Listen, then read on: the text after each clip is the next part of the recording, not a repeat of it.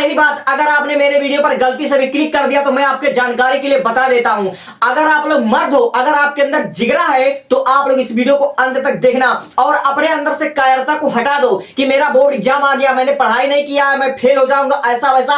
अपने अंदर जितनी भी नेगेटिविटी है उसको हटा दो और एक मर्द की तरह मैं जो कहने जा रहा हूं उसको तुम फॉलो करो। उसके बाद देखो कि तुम्हारा मूड कैसे चेंज हो जाता है, तुम्हारे अंदर इतना सकारात्मकता आ जाएगा। कसम से बता रहा हूं, अगर मेरी बात को तुमने सुन लिया तो तुम पेपर के अंदर अपने आप को बहुत ही मजबूत पाओगे। सबसे पहले अपने अंदर की सारी कायरता को हटा दो कि मैंने अभी तक पढ़ाई नहीं किया है, मेरा सारा सिलेबस पेंडिंग में पड़ा हुआ है, अब तुमको ज्यादा पढ़ने की जरूरत भी नहीं है। अगर तुम 12 के स्टूडेंट हो, केवल मैं तुमको 25 दिन का टारगेट दे रहा हूं। 25 दिन में तुमको 95% कैसे स्कोर करना है रास्ता मैं बताऊंगा, लेकिन काम तुमको करना पड़ेगा। सबसे पहली बात, तुमको अपने सिलेबस को कवर नहीं करना है। कभी भी गलती से मत सोचना कि मैं अब अपना सिलेबस कवर करूंगा। अब तुम्हें क्या करना है, अब तुमको बोर्ड एग्जाम के पैटर्न के हिसाब से पढ़ाई करना है, बोर्ड एग्जाम के पैटर्न के हिसाब से पढ़ाई करना है, ना कि आपको चैप्टर वाइज पढ़ाई करना है। और मैं जो टाइम टेबल को बताने वाला हूं, पहले मैं आपको बता देता हूं, फिर उसके बाद इसके पीछे का लॉजिक बताता हूं कि कैसे आप लोग बहुत ही कम समय में बिना अपने सिलेबस को पूर्ण किए हुए भी 95% लेकर आ सकते हो और आपका एक प्रश्न भी नहीं छूटेगा। यह मैं गारंटी के साथ दावा कर सकता हूं।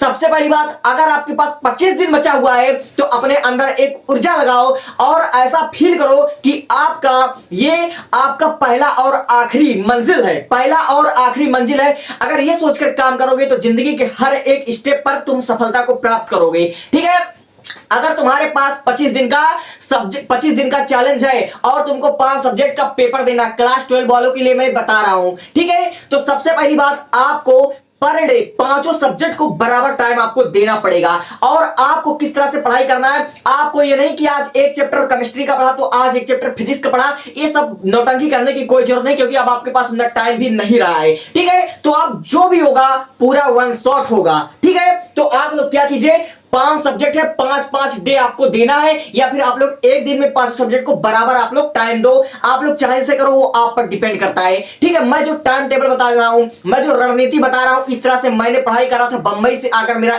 जब 85% आ सकता है मात्र 1 महीने में, जो कि मेरे पास उस समय ना मोबाइल था ना मेरे पास किताब था, तो तुम्हारे पास तो आज सारी फैसिलिटी है, तो तुम क्यों नहीं ला सकते हो। ठीक है, तो सुनो, सबसे पहले मैं शुरुआत करूंगा फिजिक्स से, यानी कि भौतिक विज्ञान से। आपको क्या करना, भौतिक विज्ञान वैसे तो कुल आपका 13 नहीं 14 चैप्टर है क्लास 12 में, लेकिन आपको इस प्रकार से पढ़ाई नहीं करना है। सबसे पहले दिन डे फर्स्ट आपको क्या करना है, आपके किताब में, पूरे किताब की बात कर रहा हूं, जितना भी आपका वैज्ञानिकों के नाम से आपका कोई नियम है, जैसे आपका कूलाम का नियम आ गया, ओम का नियम आ गया, व्हिटस्टीन सेतु आ गया, आइंस्टीन का जितना भी आपका नियम है, सारा का सारा आप लोग फर्स्ट डे में पढ़ डालो।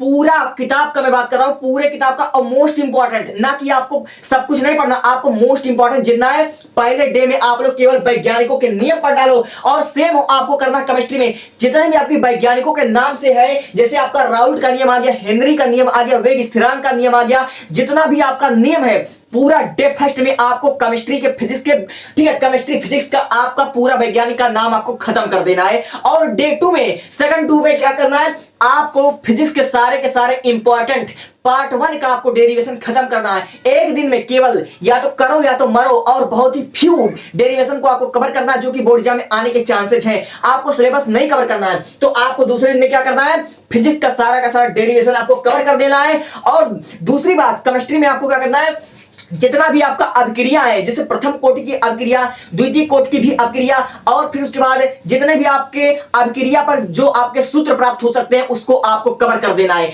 मैं सेकंड डे की बात बता रहा हूं, इस टाइम टेबल से पढ़ लो, 95% ना है तो मेरा नाम बदल देना, क्योंकि इसका मैंने खुद अपने ऊपर ही एक्सपेरिमेंट किया है। ठीक है, आपको पहले दिन क्या करना है, पहले दिन आपको केमिस्ट्री और फिजिक्स के जितने भी आपका वैज्ञानिकों के नाम से है, जितना भी वैज्ञानिकों नाम, जैसे राउल्ट का नियम, ओम का नियम, या फिर कूलाम का नियम, और बहुत ही कम है, ज्यादा नहीं, मैं जो बता रहा हूं सच बता रहा हूं। ठीक है, तो केमिस्ट्री फिजिक्स में आपको पहले दिन में पूरा वैज्ञानिक का नाम खत्म कर देना, और दूसरे दिन में फिजिक्स का पार्ट 1 का सारा आपको डेरिवेशन और आपका जो केमिस्ट्री का अभिक्रिया है पूरा का पूरा खत्म कर दो, बिना कुछ सोचे समझे। आपको देखो कैसा बेहतर कितना फील होगा। और तीसरे दिन में आपको क्या करना है, तीसरे दिन में आपको फिजिक्स का पार्ट 2 का जितना भी इंपॉर्टेंट डेरिवेशन है उसको तुम कवर कर डालो। और फिर क्या करो, केमिस्ट्री का तुम आईपीएससी नेमिंग पढ़ डालो, कार्बनिक रसायन का और अकार्बनिक रसायन का, दोनों को दोनों, और एक ही दिन में तुमको कवर कर देना है। तो तीसरे दिन में क्या करना है, फिजिक्स में तुमको सारे के सारे डेरिवेशन पहले पार्ट का कवर कर लेना है। और फिर उसके बाद केमिस्ट्री में तुमको आईपीएससी नेमिंग कवर कर लेना है। और चौथे दिन का तुम्हारा टारगेट क्या होगा, चौथे दिन भी तुमको वही करना है। फिजिक्स में तुमको न्यूमेरिकल सॉल्व करना है पहले बुक का, और दूसरे बुक यानी केमिस्ट्री में आपको सारे के सारे conversion, what is conversion, conversion नहीं होता कैसे प्राप्त करें, क्या होता है जब, अगर तुम आईपीएससी नेमिंग पढ़ लोगे तो तुम्हारे लिए कन्वर्जन आसान हो जाएगा। ठीक है, फिजिक्स में तुमको सबसे पहले क्या पढ़ना है, सबसे पहले वैज्ञानिकों का जितना भी नियम उसको पढ़ लेना, उसके बाद तुमको अभिक्रिया पढ़ लेना है। ठीक है, केमिस्ट्री में और फिजिक्स में तुमको डेरिवेशन पढ़ लेना है, क्योंकि वैज्ञानिकों के नाम पर वैज्ञानिकों ने जो नियम दिए हैं उनके आधार पर आपका डेरिवेशन आता है, और डेरिवेशन आपका सूत्र लेकर आता है, और सूत्र से आपके न्यूमेरिकल आ जाते हैं। इसलिए आपको चौथे दिन क्या करना है, फिजिक्स में आपको न्यूमेरिकल पढ़ना है और केमिस्ट्री में आपको कन्वर्जन लगाना है। और पांचवें दिन का टारगेट आपका क्या होना चाहिए, आपको पांचवें दिन में फिजिक्स के दूसरे पार्ट का सारा न्यूमेरिकल कवर कर लेना है, और फिर उसके बाद आपको केमिस्ट्री का न्यूमेरिकल आपको कवर कर लेना है। दूसरे दिन में या तो करो या तो मरो, और केवल 3 ही चैप्टर में न्यूमेरिकल है, और ज्यादा न्यूमेरिकल केमिस्ट्री में पूछा नहीं जाता है, इस बात को आप लोग ध्यान में रख लीजिए, बहुत ही कम न्यूमेरिकल है। और छठवें दिन आपको करनी है बायोलॉजी की शुरुआत। और बहुत से लोग मुझसे कहते हैं कि बायोलॉजी रटने वाला सब्जेक्ट है, वो उनकी सबसे बड़ी भूल है, उनको बायोलॉजी पढ़ने का ढंग नहीं है। अगर वो मेरे सामने होते तो मैं उनको समझाता कि बायोलॉजी आखिर पढ़ा कैसे जाता है। तो छठवें दिन आपको बायोलॉजी में वैसे ही सेम प्रोसेस आपको अपनाना है। छठवें दिन आपको क्या करना है, बायोलॉजी में जितने भी आपके वैज्ञानिक के नाम है, जैसे आपका स्टेले मिलर का सिद्धांत हो गया, और आपका लामार्कवाद हो गया, डार्विनवाद हो गया, जितना भी आपका वैज्ञानिक के नाम से पूरे किताब में जो भी आपका लॉन्ग क्वेश्चन बन सकता है, और केवल वैज्ञानिक के नियम से ही आपको बोर्ड एग्जाम में 10 से 15 नंबर का आपको बायोलॉजी में देखने को मिल जाता है। ये मैंने पिछले 5 साल के क्वेश्चन को उठाकर देखा है, क्योंकि केवल बायोलॉजी में, बायोलॉजी की बात बता रहा हूं,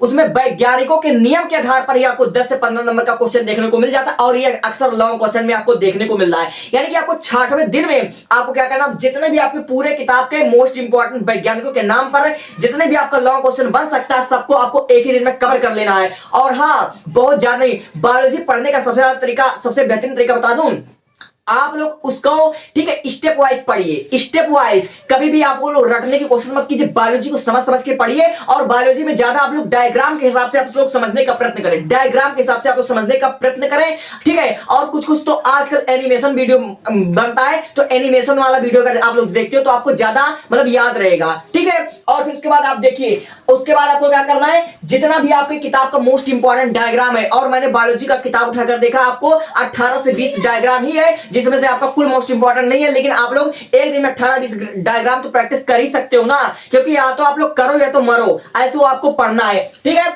अब उसके बाद अगले दिन आपको क्या करना है, 8वें दिन आपके जितने भी लॉन्ग क्वेश्चन हो सकते हैं, जैसे गुरु बीजाणु जनन हो गया, लघु बीजाणु जनन हो गया, ठीक है, मादा जनन तंत्र हो गया, ठीक है, और आपका जितना डीएनए पुनर्योजन हो गया, जो भी आपका लॉन्ग क्वेश्चन बन सकता है उसको आप लोग कवर कर लो 8वें दिन में। ठीक है, और फिर उसके बाद आपको 9वें दिन में, देखो बायोलॉजी का पेपर मैंने उठाकर देखा है, मात्र आपका 12-14 नंबर केवल रोग पर ही आ जाता है। जैसे आपका टर्नर सिंड्रोम हो गया, डाउन सिंड्रोम हो गया, जितने भी आपका रोग हो सकता है, रोग और रोगों के उपाय के बारे में पढ़ लीजिए।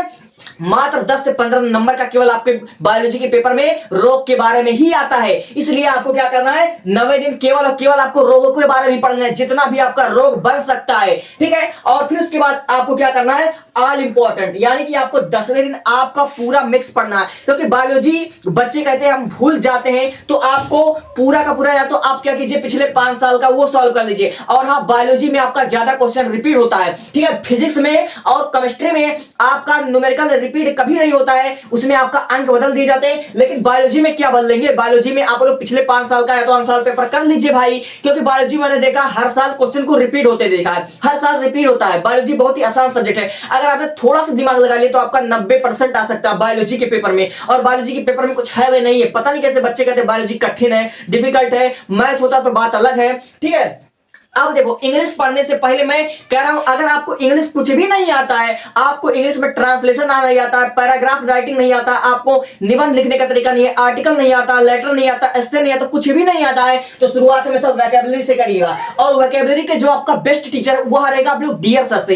एक बार उनका 2 घंटे का एक वोकैबुलरी का वीडियो मैंने अभी चेक करा है, उसको अगर आप लोग देखते हो तो आपके 1000 वोकैबुलरी कंप्लीट हो जाते हैं। और उसमें केवल वोकैबुलरी नहीं बताया गया है, उसमें आपको आंसर राइटिंग वोकैबुलरी स्किल भी बताया गया है, उसको आप लोग देख लीजिएगा। अगर आप लोग वोकैबुलरी सीख जाते हो तो आपके लिए तो आप क्या कीजिएगा, अगले दिन उसके बाद राइटिंग सेक्शन आप लोग कीजिएगा बहुत ही बेस्ट तरीके से। अगर आपका वोकैबुलरी मजबूत है तो सारा का सारा ग्रामर आपका हलवा है। और इंग्लिश में जितना भी आपका चैप्टर है, प्रोज का, पोएट्री का, सप्लीमेंट्री का, फ्लेमिंगो का, जितना भी है, आप लोग एनिमेशन वीडियो देख लीजिए। एनिमेशन वीडियो देखने से आपका सारांश एकदम से पूरा समरी कवर हो जाएगा। और अगर आपका वोकैबुलरी मजबूत है, अगर आपका ग्रामर मजबूत है, तो इंग्लिश आपके लिए कुछ भी नहीं है। आप लोग समरी पढ़ लीजिए। और हाँ, इंग्लिश में ज्यादा पढ़ने की कोशिश मत कर लेना। इंग्लिश बहुत ही आसान सब्जेक्ट होता है, बहुत ही आसान सब्जेक्ट होता है, और बहुत ही छोटा पेपर लगेगा अगर तुमको आता होगा तब, और बहुत ही आसानी से आप लोग कवर कर लोगे। ठीक है, अब क्या करना, हिंदी बहुत ही लेंथी सिलेबस है लेकिन कुछ भी नहीं है।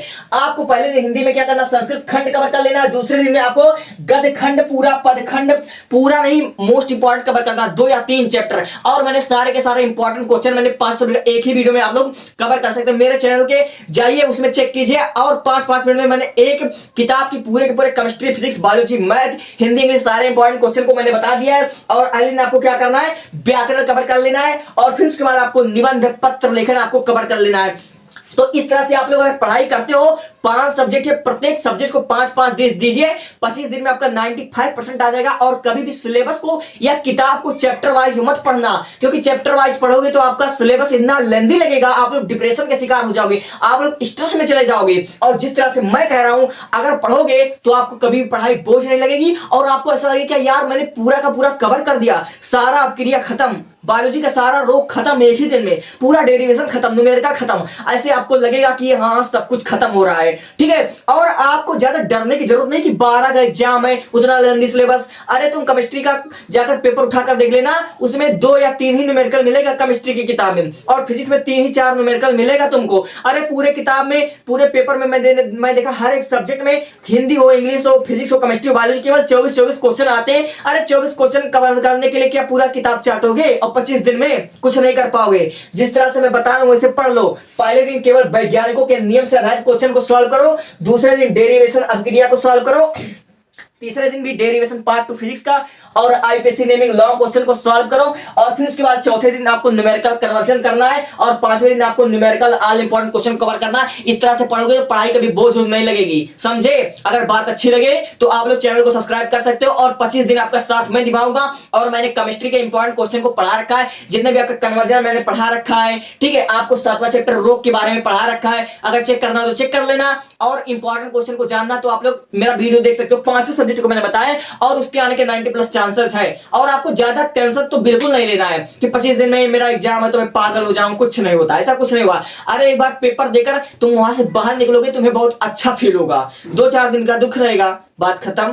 Thank you. और इस टाइम टेबल के हिसाब से 90+ आने का मैं गारंटी ले सकता हूं।